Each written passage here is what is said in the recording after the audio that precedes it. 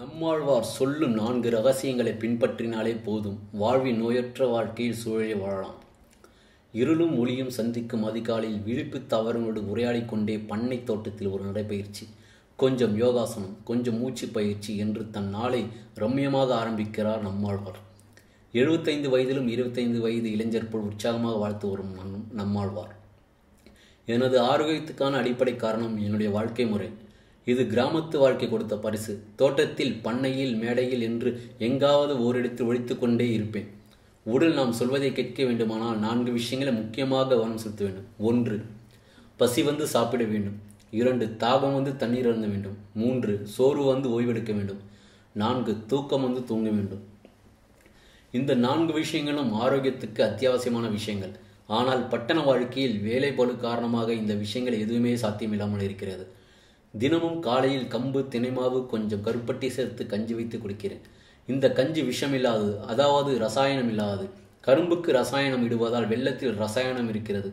பனை மரத்தில் ஏறி நம் ஆட்கள் இன்னும் பூச்சி மருந்து அடிக்கவில்லை. அதனால்தான் பனை வெல்லம் சுத்தமான இயற்கை உணவாக இருக்கிறது. பகல் வேளையில் ரசம் அல்லது மோர் மட்டுமே சேர்த்து கொஞ்சமாக சாதம் சாப்பிடுகிறேன். இடையில் காய்கறி ரசம், இரவில் 2 அல்லது 3 இட்லி மட்டுமே ஆகாரம். பசிக்காவிட்டால் சாப்பிடுவதில்லை. இதுதான் என்னுடைய சாப்பாட்டு அட்டவணை. வெளியிடங்களுக்கு செல்லும் போது உணவு விடுதிகளில் சாப்பிடுவதில்லை. அதிகபட்சமாக நண்பர்கள் வீடுகளில் சாப்பிடுவேன். இல்லாவிட்டால் பழங்கள், கடலை மிட்டாய், பெருச்சம்பழம் மட்டுமே என் உணவு.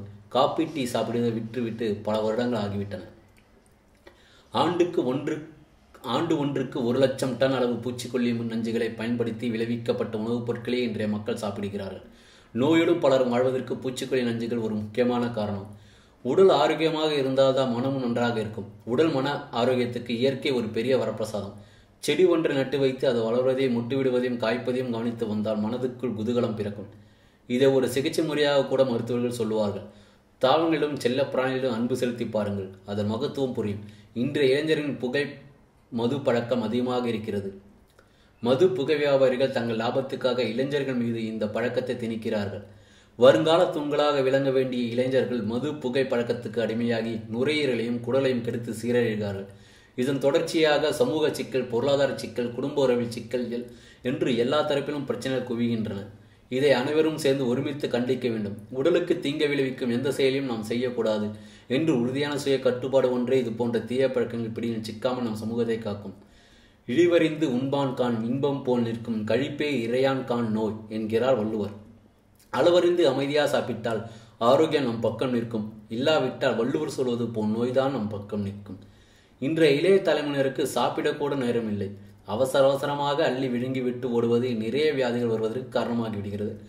பதப்படுத்தப்பட்ட உணவுகளை தவிர்க்க வேண்டும். கெட்டுப்போய் விடக்கூடாது என்பதற்காக அதில் கலக்கும் ரசாயனங்கள் நாம் வயிற்றுக்குள் சென்று அதே வீரியத்தோடு தான் இருக்கும் என்பதை பகிர்ந்து கொள்ள வேண்டும்.